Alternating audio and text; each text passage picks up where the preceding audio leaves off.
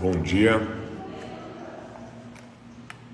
dia 35, e você tá aonde? Onde você está hoje, no dia 35? Todos me ouvem bem aí?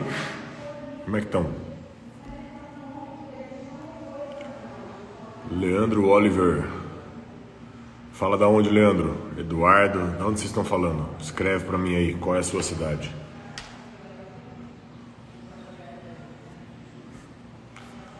Grande William, o pessoal lá no TikTok tá dormindo ainda. Eu queria ter começado 5 minutos mais cedo hoje, mas não consegui. Alexandre da Cindy, Pastor Marinho do Rio de Janeiro. Bom dia, viu, galera? Bom dia, pessoal. Bem-vindos.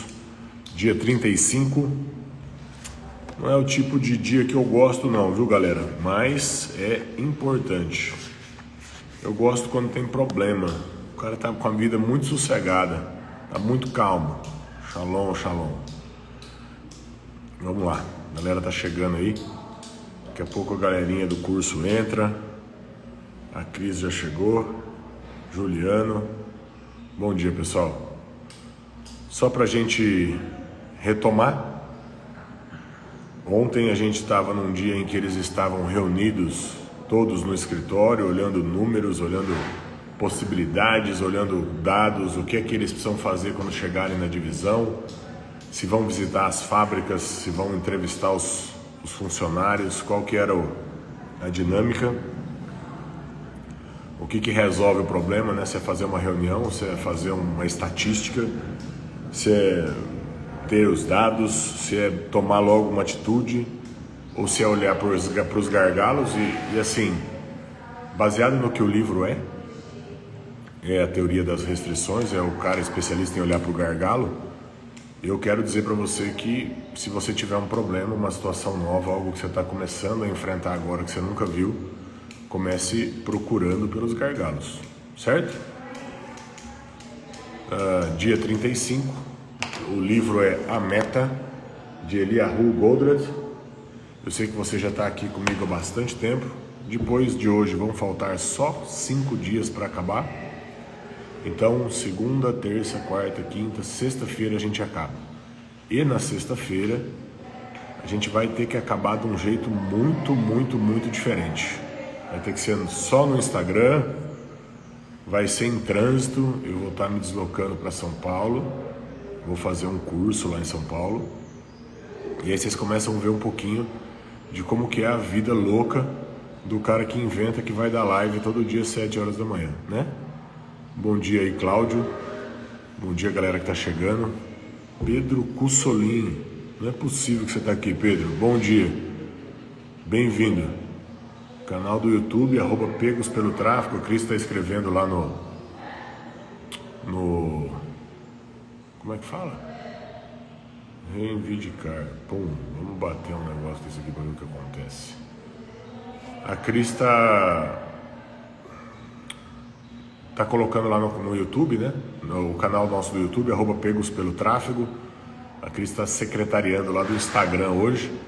E a gente tem todos os 35 dias das lives colocados lá no Instagram, lá no YouTube. Se você achar que vale a pena o conteúdo, corre lá. É um livro de gestão empresarial. É um livro que ensina a resolver problema, ensina a importância, inclusive, de ter problema. Eu acho que é legal isso. Se não tiver problema, não precisa de você. Qualquer um faz, né? Se você for um bom resolvedor de problema, você tem um diferencial aí no mercado. Então, quando a gente fala a respeito de teoria das restrições, é uma técnica usada em gestão para olhar onde que está afogando, onde que está travando, onde que tem um ponto de represar o processo. E a gente olha para aquele ponto e solta ele. E diz também que a nossa capacidade geradora de dinheiro, ela é limitada pelos pontos de gargalo. Então, se você tem uma operação de vender flor, o teu gargalo é ter a flor para vender, uma vez que ela vende Olambra. Então, se você está lá em Fortaleza, que nem o Benjamin, você tem que fazer o pedido antes, porque senão você vai ficar sem flor para vender. Faz sentido, Benjamin? É isso aí, é um gargalo? É isso que limita o teu faturamento? Pega aí datas comemorativas, Dia das Mães, Dia dos Namorados, deve ter um monte de gente querendo comprar flor e chega uma hora que a flor acaba e não dá para ligar no fornecedor para trazer mais, porque ele está a 2, 3 dias de viagem de caminhão, tá bom? Então, eles estão reunidos na sala de reunião, o time, né, o Dream Team lá, o time dos sonhos, o time que mudou a história da fábrica, que fez com que o Rogo recebesse até uma promoção, estão lá na unidade ainda, faltam 60 dias mais ou menos para que ele seja transferido para a matriz, ele recebeu uma promoção, graças ao que ele fez dentro daquela unidade, e eles estão procurando uma forma de documentar o que aconteceu na fábrica, para que eles possam aplicar as coisas na divisão agora e não mais numa unidade só. Então, uma vez que você desenvolveu uma técnica, desenvolveu um processo, chegou ao teste, ao resultado positivo e tal, o próximo passo é um passo que eu não gosto, eu acho chato com força, que é o passo de estabelecer processo e de documentar isso e transformar isso em informação que possa ser replicada a qualquer um. Eu tenho dificuldade com isso. E eles estão lá na sala de reunião e de repente o Ralph decide dizer o seguinte: olha, eu preciso falar com vocês. E o Ralph, o japonesinho lá da parte de número, ele era quieto, calado, né? Bem quieto, bem calado. E aí, quando ele fala que precisa falar, o pessoal até olha para ele assim e fala: ué, o que esse cara vai querer falar agora, né? Não abriu a boca para nada. Ele falou: antes da gente partir para uma outra hipótese, uma outra forma de fazer, eu quero retomar o que a gente estava falando ontem e eu quero trazer para vocês o exemplo de um historiador, de um químico. E esse historiador, esse químico, desenvolveu um processo em que ele começou a documentar algumas características de elementos químicos, porque lá atrás os gregos achavam que os elementos químicos eram água, ar, fogo e terra. E aí, graças a isso que ele fez, nasceu a tabela periódica. Que hoje um químico olha para uma tabela periódica e aquilo ali é verdade absoluta, ninguém discute a tabela periódica. A tabela periódica existe e a gente usa ela e ponto. Como é que eu faço para ter uma tabela que documente o que eu fiz aqui, para que quando eu chegar na divisão eu simplesmente olhe para o que está acontecendo lá e determine de forma simples, quem é quem e o que é que está segurando o que dentro do processo. Quais são os itens que têm relação uns com os outros, quais são os que são parecidos. E aí eu me lembrei aqui de algumas coisas da minha vida que dizem respeito à tabela. Quando eu trabalhava no Banco do Brasil, a gente tinha uma tabela lá que o nome dela era Arara. E essa tabela era, na coluna de cá, todas as metas das agências. Na coluna de cima aqui, na linha em cima aqui, o nome de cada uma das agências. Então, para cada meta que você tinha, a tabela ia mudando de cor em função de quanto da meta você tinha alcançado. Então, abaixo de 50% vermelho, aí até 75 ela ficava laranja, 75, 85 amarela, 85, 95 ela ia ficando azul, verde, aí do verde quase azul, e aí quando ficava azul era porque você estava acima de 110% da meta. Então, estamos juntos aí? Tá entendendo? Então, quando todo mundo estava acima de 100% da meta, a arara ficava azul, arara rara, difícil. Quando estava todo mundo abaixo de 50% da meta, a arara estava vermelha. A arara vermelha é tipo mato, tem um monte por aí. Entendeu ou não? Então, de uma forma visual e clara, qualquer quadrinho daquele que ficasse vermelho era facilmente identificado como um ponto de restrição, uma barreira, uma dificuldade. Esse processo de gestão, baseado em informações numa tabela, para trazer clareza ao que está acontecendo, ele pode ser muito útil nos negócios, muito útil. A principal utilidade dele é a velocidade com que se constatam as coisas. Então, se você consegue exportar os dados de um sistema para dentro de um relatório que muda de cor, dependendo de qual percentual da meta está batido, você bateu o olho nele, você sabe o que está acontecendo. Eu apliquei isso em consultoria algumas vezes já, E é uma que eu me lembro bem, assim, de bate-pronto, é a consultoria que eu fiz numa indústria de cinta para cirurgia plástica, essas cintas que você coloca depois de fazer uma plástica. E aí a gente avaliava lá alguns índices da loja, alguns índices do e-commerce, alguns índices da produção, de vendedores de forma individual, e o sistema importava algumas informações direto o relatório importava direto do sistema, outras eram colocadas à mão. Mas uma vez que eu bati o olho na tabela, tudo que tivesse vermelho, laranja, eu tinha que prestar muita atenção para tentar melhorar. Uma vez que aqueles índices, aqueles indicadores, aquelas coisas que estavam ali, elas haviam sido colocadas ali porque elas tinham relação umas com as outras. Por exemplo, um dos índices que eu analisava, o pessoal está trazendo meu café aqui, eu estou quase tendo um ataque de alegria. Obrigado. Pãozinho chegando, eu estou num retiro, pessoal. Está fazendo a live de dentro de um retiro. E aí agora, cafezinho, pãozinho chegou, daqui a pouco vai ter bolo. Se você nunca foi num retiro, você não sabe o que você está perdendo, a comida é boa, viu? Bom, vamos lá. Como os itens daquela tabela, eles são relativamente, eles têm uma dependência entre eles, como na linha de produção, o que se produz em uma máquina vai para outra, que vai para outra, e chegam peças de várias máquinas para serem montadas no final. Em qualquer negócio você tem coisas dependentes umas com as outras, tá? Por exemplo, o que eu avaliava na loja? Quantidade de clientes que haviam chego à loja.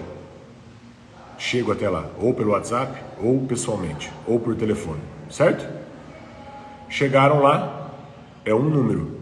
Se esse número for vermelho, eu estou mandando menos pessoas para a loja do que a loja precisa para a operação dela fechar.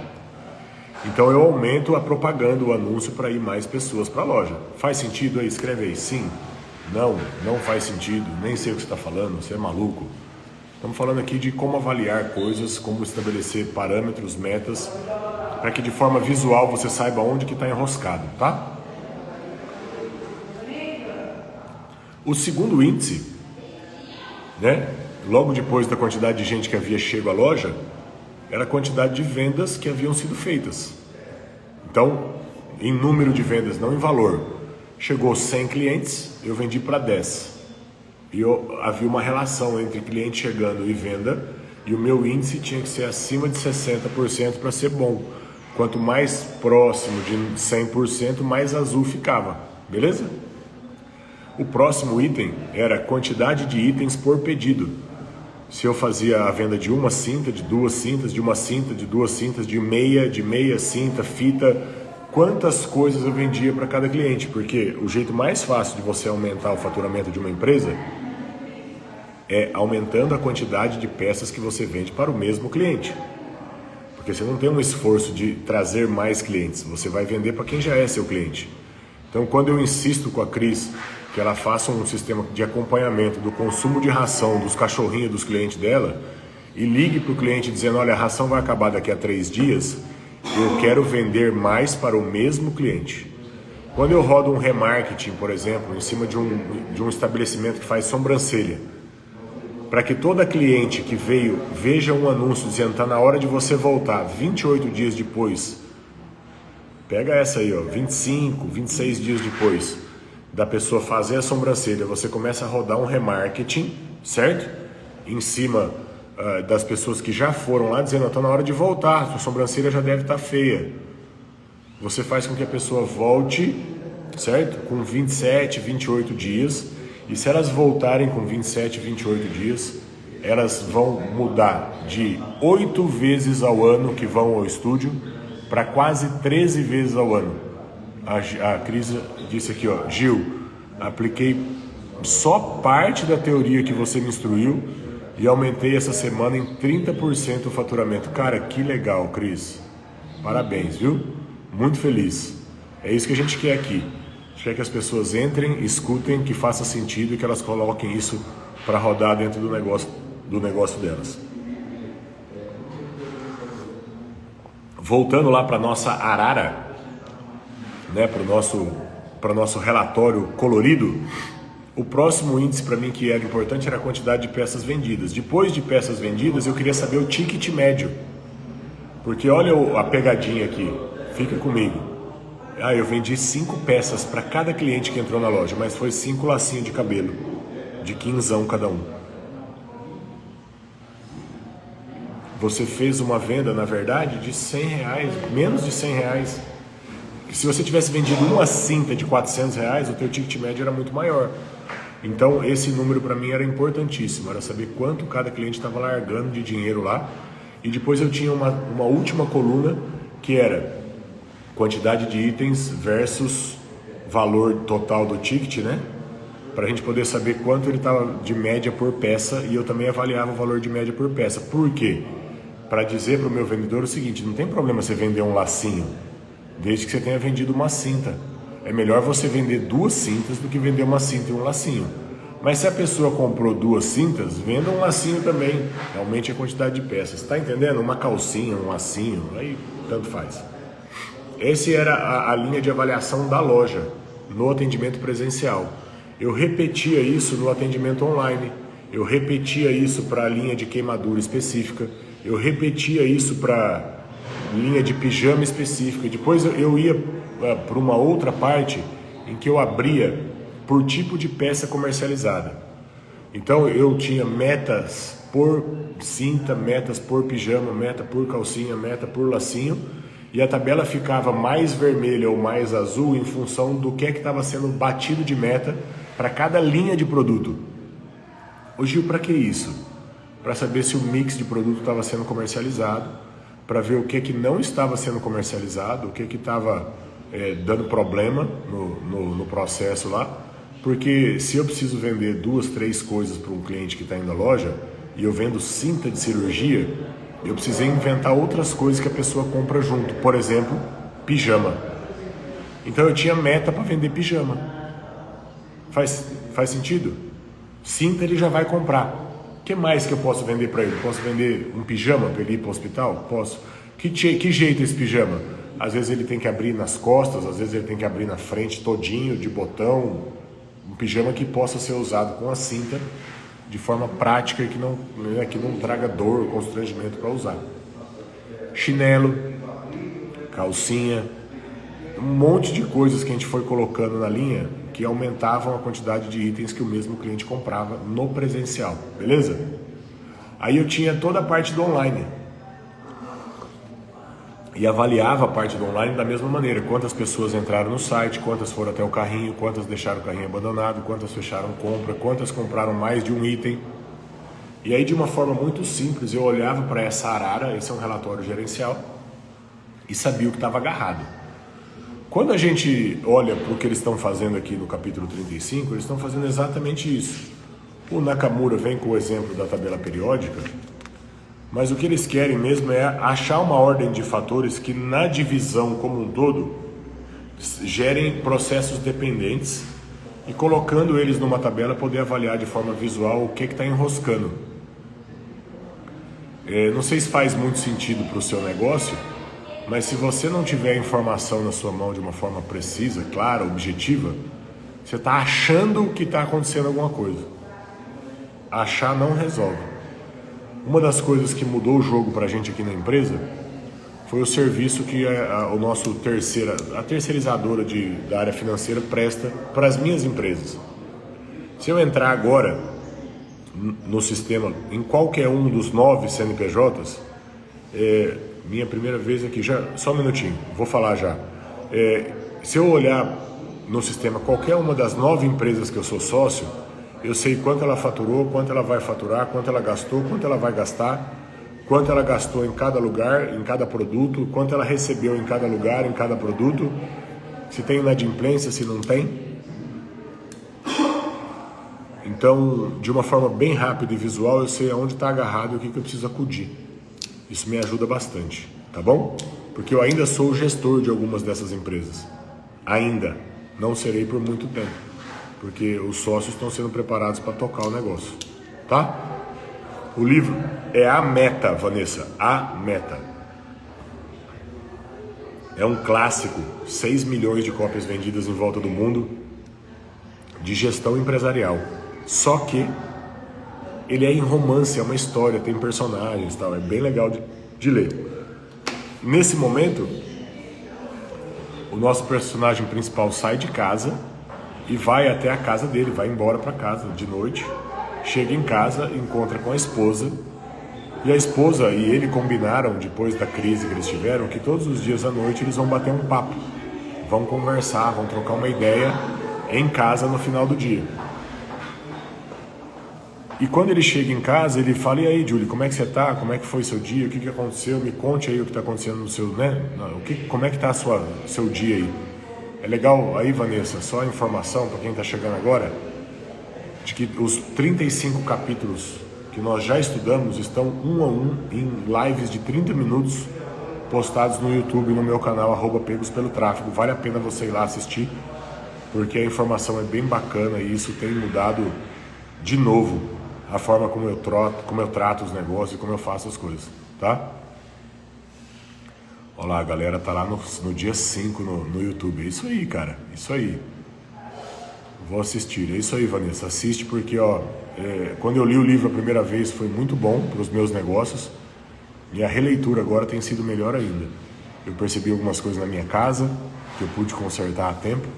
Eu percebi algumas coisas no retiro onde eu estou aqui, no retiro com Deus. Eu sou o pastor responsável pelo retiro, então algumas das coisas que a gente fez para esse retiro aqui foram completamente diferentes por conta da leitura desse livro, olhando aonde que dava problema no retiro e tratando antes de dar o problema.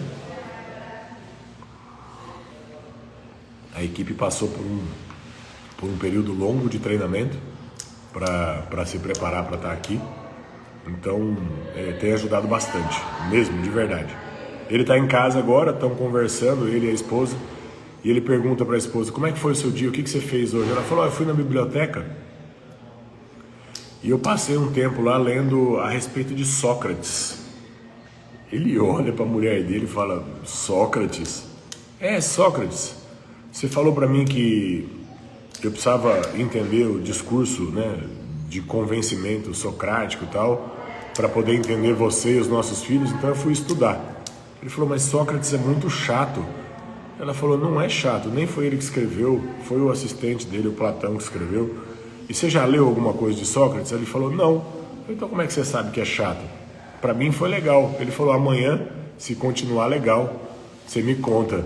E aí eu vou olhar para isso daí também. Então, a galera no relacionamento, né, mudou muito o relacionamento dele com a esposa. Eles haviam se separado numa parte do livro aí. Aqui eles estão de volta, eles fizeram alguns acordos de convivência para que ambos se sintam importantes no processo. Um deles é esse bate-papo, esse diálogo, essa conversa todos os dias. E agora ela foi para a biblioteca estudar, quer dizer, para ela também, que estava lá congelada no tempo. E o grande motivo de frustração dela, ela traz que ela tinha um sonho de ter a casa com carpete colorido, com louças não sei o que, com filhos não sei aonde. Ela sabia até o nome dos filhos que iam nascer. E quando ela se viu com todas essas coisas diante dela, ela ficou sem plano, sem futuro, sem meta, sem objetivo. E aí começou a entristecer por conta disso. E aí esse processo agora de religar com o esposo, de ver o esposo estudando, se preparando, né, sendo promovido, traz para ela o desejo de fazer a mesma coisa. Eu anotei algumas coisas aqui para a gente concluir, para a gente terminar hoje. Uma delas é que eles só estão tendo tempo de organizar as coisas dessa forma aqui porque a fábrica está andando a todo vapor e de uma forma extremamente mensurável e programada. Então eles não têm mais atraso de pedido, eles não têm dificuldade nenhuma de faturamento, de venda, de peça, de produção, de gargalo. A fábrica está, voo de cruzeiro, sem turbulência, estável.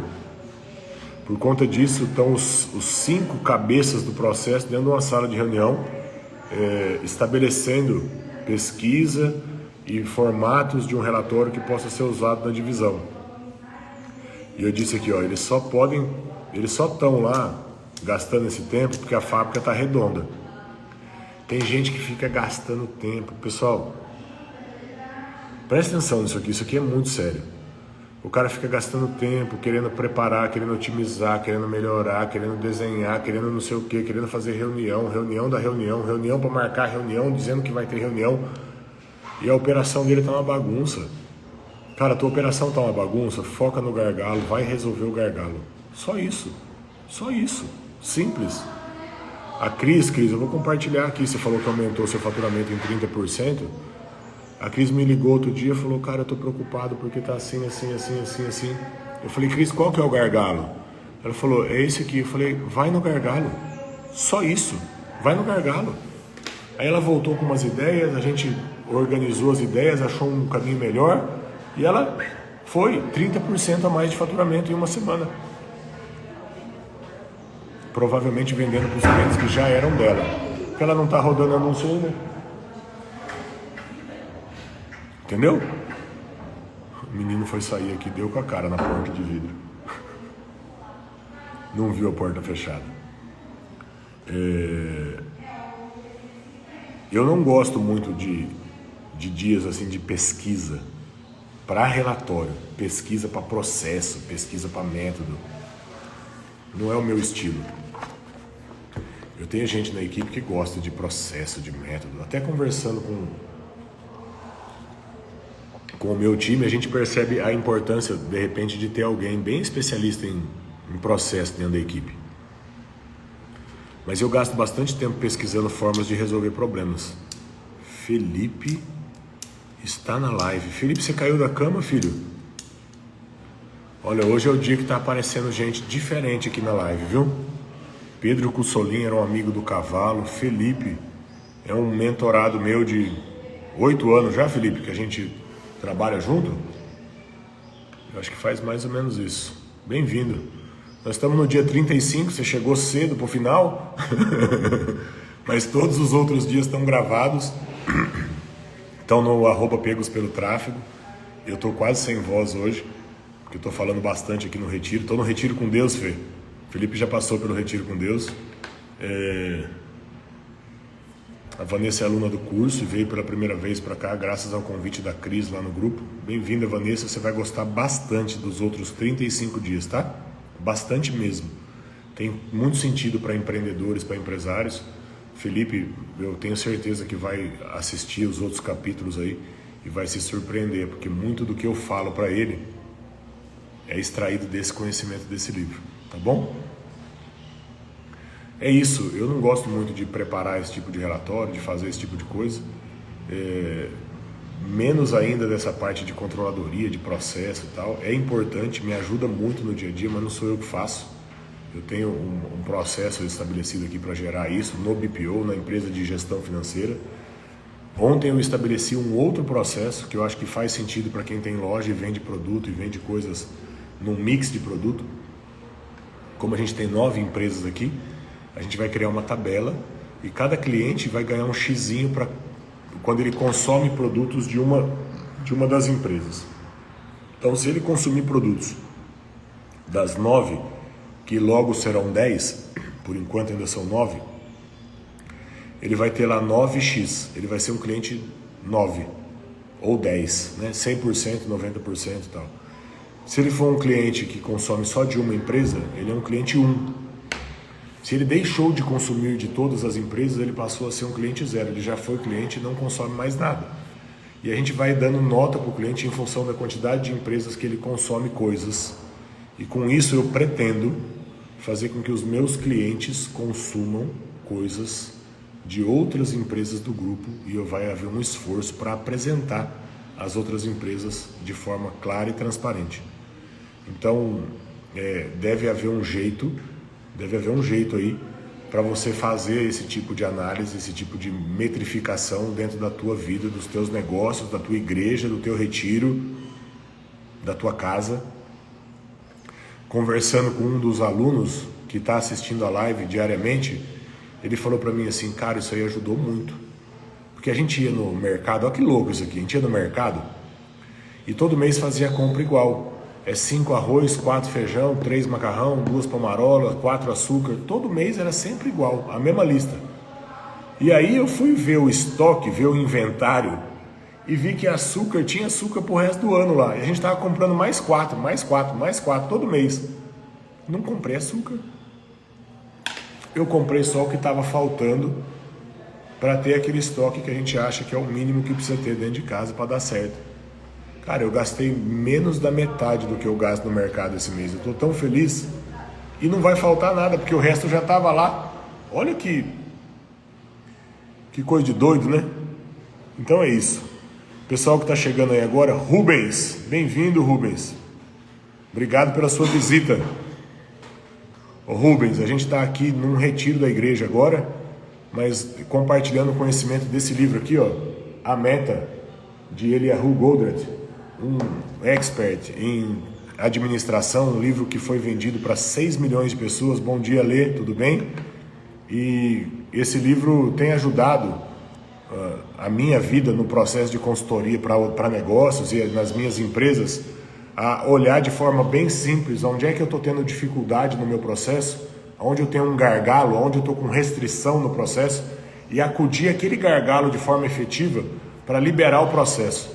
Então, imaginando a sua operação aí, Rubens, se o gargalo está na parte de documentação, é lá que tem que acudir. Se está na aprovação, é lá que tem que acudir. Se é no preparo, é lá que tem que acudir. Se é no pós-venda, é lá que tem que acudir. Se tiver faltando cliente chegando dentro da loja, é no marketing, né, na propaganda que tem que acudir. E cada vez que a gente trata um gargalo desses, o processo como um todo gira mais rápido, flui melhor e traz aumento de lucratividade sem que haja necessariamente aumento de custo. Então, tá tudo gravado, a gente tem aula por aula, nos últimos 35 dias a gente vem fazendo isso, faltam mais 5 para acabar. O objetivo é estabelecer